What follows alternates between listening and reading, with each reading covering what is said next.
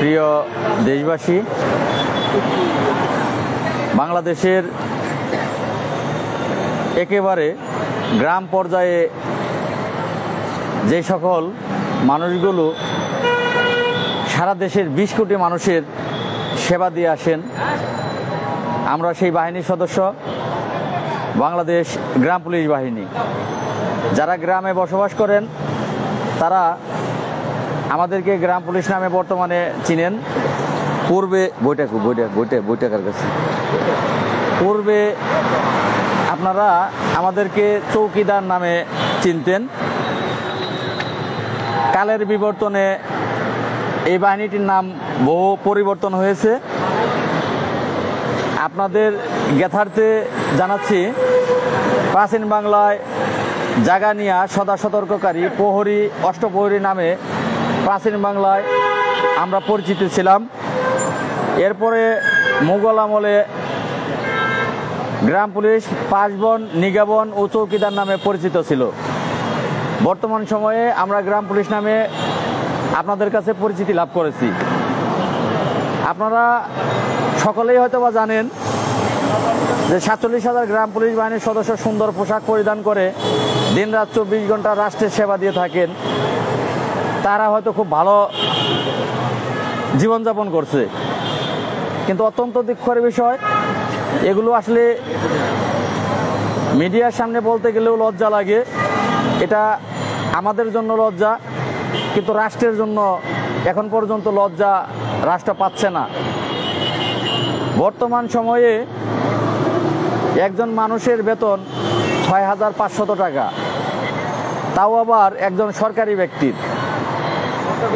6,500 টাকা দিয়ে একজন মানুষের সংসার চলতে পারে না, এইটা রাষ্ট্রের মাথায় নেই। আমরা স্থানীয় সরকার মন্ত্রণালয়ের অধীনস্থ ইউনিয়ন পরিষদে দায়িত্বরত গ্রাম পুলিশ সদস্য, আমাদের দিয়ে প্রতিদিন রাষ্ট্রের বিভিন্ন ধরনের সেবামূলক কাজ করে থাকেন। আমরা ইউনিয়ন পরিষদের সম্পদ আহরণে গ্রাম পুলিশ বাহিনীর দায়িত্ব পালন করতে হয়। গ্রাম আদালত কার্যক্রম পরিচালনায় গ্রাম পুলিশের ভূমিকা রাখতে হয়। যৌতুক, বাল্যবিবাহ নিরোধ, নারী ও শিশু পাচার রোধে গ্রাম পুলিশকে ভূমিকা রাখতে হয়। জন্ম নিবন্ধন, একজন শিশুর জন্মগ্রহণের 45 দিনের মধ্যে একজন গ্রাম পুলিশ সদস্য ইউনিয়ন পরিষদকে অবগত করেন এবং সেই শিশুর জন্ম নিবন্ধন কমপ্লিট করে সেটা বাড়িতে পৌঁছে দেয় একজন গ্রাম পুলিশ সদস্য। একজন ব্যক্তি মৃত্যুবরণ করলে সেই মৃত্যু সার্টিফিকেটটা একজন গ্রাম পুলিশ সদস্য কমপ্লিট করে তার বাড়ি পৌঁছে দেয়। এই সকল ভূমিকা গ্রাম পুলিশ রাখে। পরিবেশ সংরক্ষণ ও দুর্যোগ ব্যবস্থাপনায় গ্রাম পুলিশ বাহিনীর ভূমিকা অপরিসীম। সামাজিক নিরাপত্তা কার্যক্রম ও প্রতিবন্ধীদের কল্যাণে গ্রাম পুলিশ বাহিনীর ভূমিকা অপরিসীম। তথ্য প্রাপ্তির অধিকার, নাগরিক সনদ ও ইউনিয়ন ডিজিটাল সেন্টারে ইউডিসি, এখানে গ্রাম পুলিশের ভূমিকা অপরিসীম। রাষ্ট্রের সকল ধরনের কর্মকাণ্ড 47,000 গ্রাম পুলিশ বাহিনীর সদস্য নিরলসভাবে দিনরাত 24 ঘন্টা দায়িত্ব পালন করে থাকি। কিন্তু দুঃখজনক বিষয়, রাষ্ট্র তার বিনিময়ে আমার 5টি মৌলিক চাহিদা পূরণ করার কথা থাকলেও খাদ্য, বস্ত্র, বাসস্থান, শিক্ষা এবং চিকিৎসা প্রত্যেকটা নাগরিক তার চাকরি থেকে এই 5টি মৌলিক চাহিদা বেতনের বিনিময়ে সে পূরণ করার কথা। কিন্তু দুঃখজনক ব্যাপার, 47,000 গ্রাম পুলিশ বাহিনীর সদস্যদের বেতন 6,500 টাকা নির্ধারণ করা হয়েছে, যা দিয়ে বর্তমান সময়ে দ্রব্যমূল্যের ঊর্ধ্বগতির বাজারে কোনোভাবেই এক সপ্তাহের বাজার আমরা চালাতে পারছি না। বাকি 22 দিন আমাদের অনাহারে, অর্ধাহারে বলার ভাষা পাই না যে কোন ভাষায় সেটা বলবো, আমাদের সেই দিনগুলো চালাতে হচ্ছে। আমাদের বাড়িতে অনেকেরই বৃদ্ধ পিতামাতা আছে। প্রত্যেকটা পিতামাতায় চায় তার ছেলে বড় হবে, চাকরি করবে। পিতামাতা যখন বৃদ্ধ হবে তখন তাদের দেখাশোনার দায়িত্ব তাদের ছেলে বা মেয়ে তারা করবে, এটা প্রত্যেকটা পিতামাতাই আশা করে।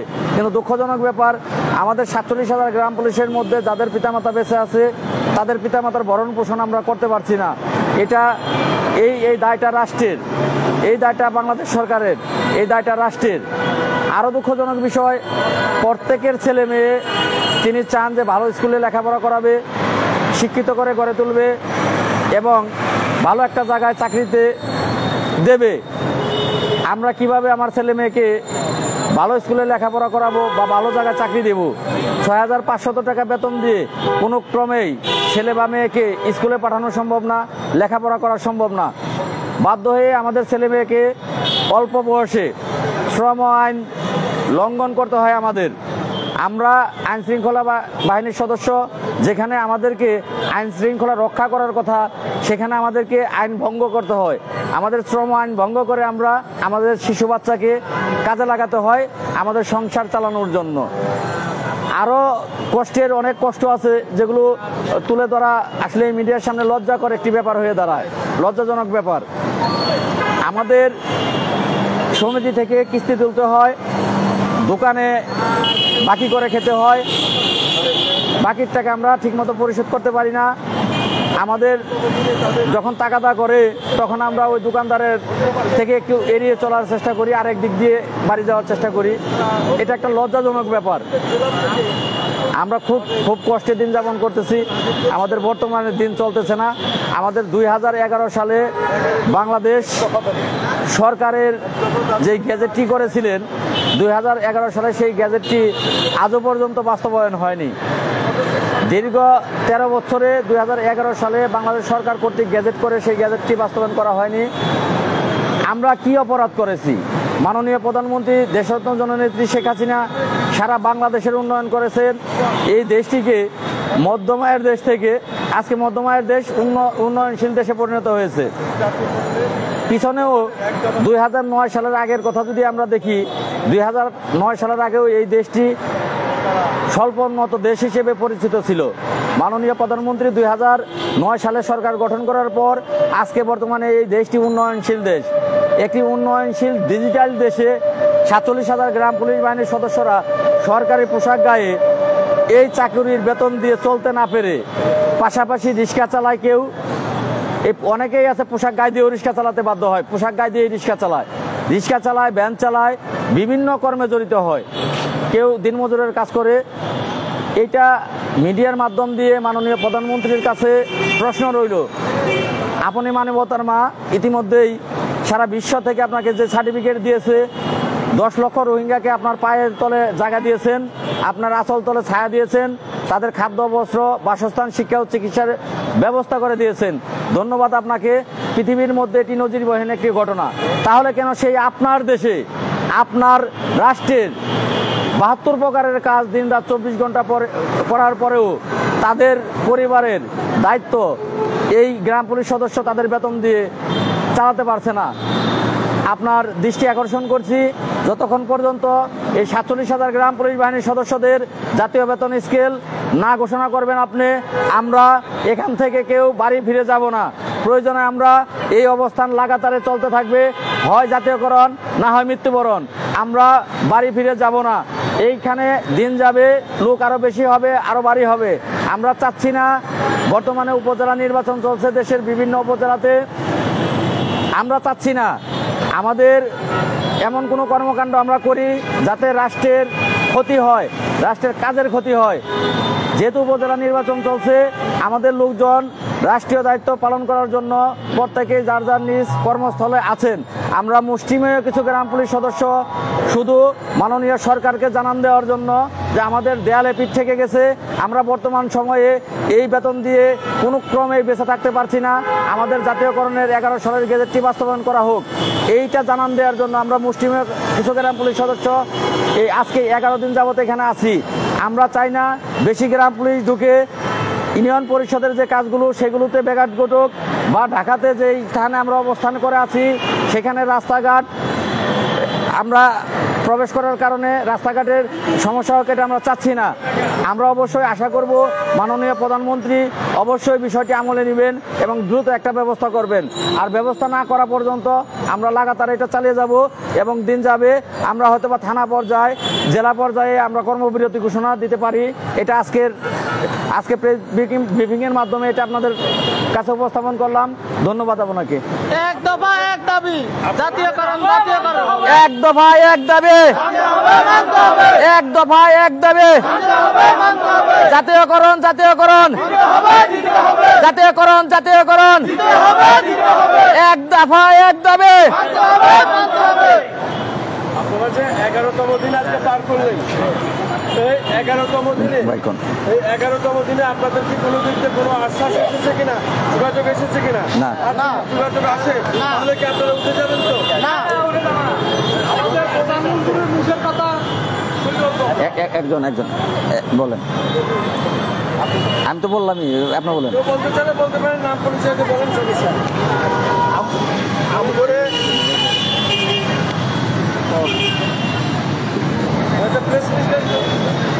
আসসালামু আলাইকুম। আমগরে যদি এখান থেকে যদি কোনো একটা আশ্বাস আসে, যদি আমগো কোনো ভালো একটা আশ্বাস পাই, আমরা ইনশাল্লাহ যদি আমগরে যদি এরকম কোনো আশ্বাস দেয় তাহলে আমরা যদি আশাবাদী হয়ে ইনশাল্লাহ আমরা উঠে যাব। কোনো এতে আমগো কোনো আপত্তি থাকবে না। যদি আমগরে সরকার যদি মানে নেয়, আমগো এই জাতীয়করণ যদি মাইনে নেয়, তো আমরা ইনশাল্লাহ আমরা এখান থেকে উঠে যাব। আমরা প্রধানমন্ত্রী আমাদের যদি কথা দেয়, জাতীয়করণ, আমরা জাতীয়করণ ছাড়া উঠে যাবো। আসসালামু আলাইকুম। আমাদের এক দফা এক দাবি, সেটা হচ্ছে মাননীয় প্রধানমন্ত্রীর কাছে আমাদের জাতীয়করণের দাবি। আমরা 24 ঘন্টা রাত দিন 24 ঘন্টা আমাদের একটা সব দিকে পরিশ্রম করায়, ইউনিয়ন পরিষদে, থানাতে, উপজেলাতে আমরা সারাদিন 24 ঘন্টা পরিশ্রম করে থাকি। আমরা ওয়ারেন্ট আসামি আমরা ধরিয়ে দিতে হয়, সাজাভুক্ত আসামি ধরিয়ে দিতে হয়। আমরা বাচ্চার জন্ম নিবন্ধন বা নবজাতক শিশু জন্ম নিবন্ধন করি, বাড়িতে পৌঁছে দিতে হয়। মৃত্যু নিবন্ধন আমরা রেজিস্টার করতে হয়। আমরা রাষ্ট্রের সকল 72তম আমরা দায়িত্ব পালন করে আসছি। তাই আমরা মাননীয় প্রধানমন্ত্রীর কাছে আমাদের দাবি, আমাদের জাতীয়করণ 2011 সালের গ্যাজেটে যে প্রজ্ঞাপন দিয়েছে, আমাদের এক দফা এক দাবি, সেটা হচ্ছে আমাদের জাতীয়করণ। আমরা আজকের এই শান্তিপূর্ণ অনুষ্ঠানে আমরা ঢাকাতে প্রেস ক্লাবের সামনে আসি। যতক্ষণ পর্যন্ত আমাদেরকে সুরাহা না দিবে ততক্ষণ পর্যন্ত আমরা ঢাকা অবস্থান করব। যদি আমাদেরকে সুরাহ দেয়, আমরা এই ঘোষণা দিই, আমরা চলে যাব। যতক্ষণ পর্যন্ত আমাদেরকে আশ্বাস না দিবে ততক্ষণ পর্যন্ত আমরা এখান থেকে যাব না। আসসালামু আলাইকুম।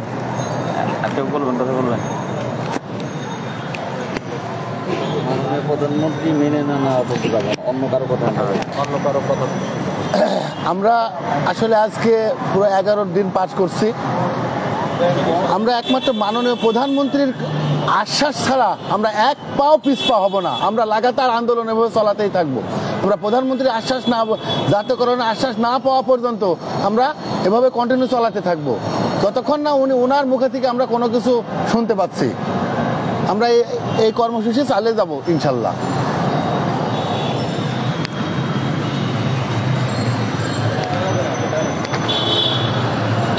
বিসমিল্লাহির রহমানির রহিম। বাংলাদেশ গ্রাম পুলিশ কর্মচারী ইউনিয়ন একটি শক্তিশালী ইউনিয়ন, একটি অতি শ্রমজীবী ইউনিয়ন। এই শ্রমের বৃত্ত নাই, এই শ্রমের কোনো মূল্য নাই। সকাল 7টায় বাড়ির থেকে বের হলে 4টা পর্যন্ত ইউনিয়ন পরিষদে থাকতে হয়। এরপরে বাড়ি ফেরার পথে আবার পুলিশের সাথে যোগাযোগ করতে হয়। এত পরিশ্রম করার পরেও আমাদের সঠিক বেতন আমরা পাই না, মাত্র 6,500 টাকা বেতন পাই। এই 6,500 টাকা দিয়া নিজেদের চলতে কষ্ট হয়, বউ বাচ্চা নিয়ে খুব কষ্টের পরে দিন যায় আমাদের। মাননীয় প্রধানমন্ত্রী মহোদয় দৃষ্টি লক্ষ্য করে এই কথাটি বলছি যে আমরা সামান্য দুটো ডাইল ভাত খাওয়ার মতো কোনো ব্যবস্থা আজও পর্যন্ত পাইনি বলে অনেক দুঃখিত। আমরা 4টা পর্যন্ত ইউনিয়ন পরিষদের কর্মকাজে ব্যস্ত থাকি। ভোর বিকাল 4টার থেকে আবার রাত্রে সারা রাত পুলিশের কাজে ব্যস্ত থাকি। এর সংসারের কোনো রীতিমতো খোঁজখবর আমরা নিতে পারি না, বউ বাচ্চার খোঁজখবর নিতে পারি না, তাদের খাওয়া পড়া লেখাপড়া কোথায় কি কোনো রীতিমতো খোঁজখবর নিতে পারি না। পল্লী এলাকায় আমাদের চাকরি, এই পল্লী এলাকায় চাকরি, একজনে ফোন করলে তার কর্মস্থানে যদি আমরা যোগদান না করি তাহলে 2টা হুমকি শুনতে হয়, 2টা বেশকি শুনতে হয়, 2টা কঠোর কথা শুনতে হয়। অতএব সীমিত বেতন, এই সীমিত বেতনে আমরা চাকরি করে কোনো রকম যান বাঁচানো সম্ভব নয়।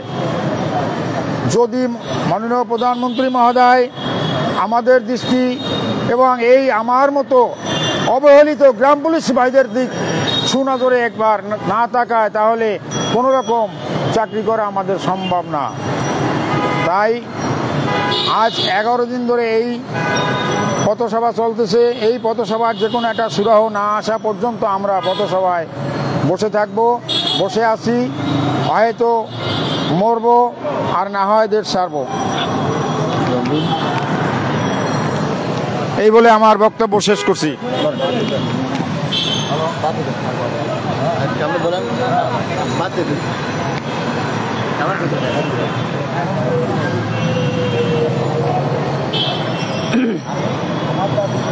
বিসমিল্লাহির রহমানির রহিম।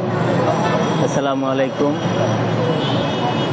সকলেই অবগত আছেন যে আমরা 29 এপ্রিল থেকে আজকে 11তম দিন আমরা পার করছি এই শান্তিপূর্ণ লাগাতার অবস্থান কর্মসূচিতে।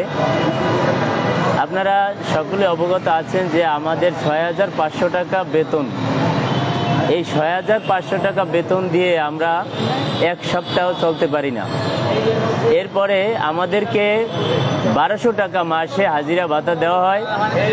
সেই হাজিরা ভাতাটাও 5 বছর, এখানে আমার অনেক উপজেলায় আমার সাথী ভাইরা আছে, 5 বছর 4 মাস পর্যন্ত এরা এই হাজিরা ভাতাটা পায়নি এবং পাইতেছে না। সরকারি পোশাক গায়ে দিয়েও আমরা ঠিকমতো আমাদের শ্রমের ন্যায্য বেতন ভাতা পাচ্ছি না। তাই সরকারকে আমরা আহ্বান করব অতি তাড়াতাড়ি আমাদের এই দাবিটা যেন মেনে নেয়। আমরা যদি এই আমাদের জাতীয়করণ করে তাহলে আমাদের ছেলে মেয়ে সংসার মোটামুটিভাবে আমরা চালিয়ে যেতে পারবো এবং আমাদের দাবিটি যেন দ্রুত বাস্তবায়ন করা হয়।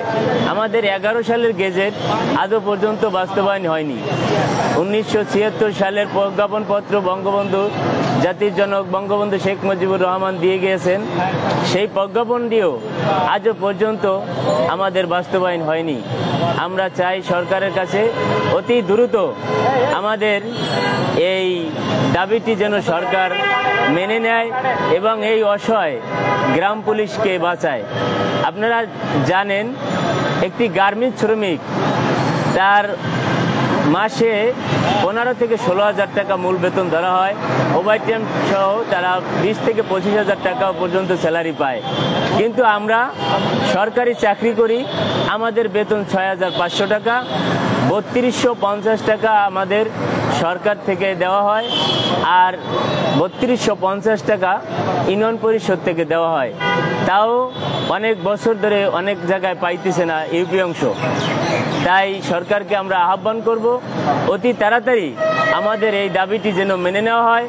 হ্যাঁ, আমরা শান্তিতে যেন থাকতে পারি, 2টা ডাল ভাত খেয়ে বাঁচতে পারি, সেই ব্যবস্থা যেন আমাদের মাননীয় প্রধানমন্ত্রী জননেত্রী শেখ হাসিনা যেন করেন এবং ওনার মুখের আশ্বাস পেলেই আমরা এখান থেকে যাব, নয়তো আমরা এইখান থেকে আমরা উঠব না। ধন্যবাদ। এক দফা এক দাবি মানতে হবে, মানতে হবে, মানতে হবে। এক দফা এক দাবি এক দফা এক দাবি মানতে হবে, মানতে হবে, জাতীয়করণ, জাতীয়করণ দিতে হবে, দিতে হবে, দিতে হবে, দিতে হবে। জাতীয়করণ, জাতীয়করণ আমাদের দাবি, আমাদের দাবি মানতে হবে, মানতে হবে, মানতে হবে, মানতে হবে। দাবি আমাদের দাবি।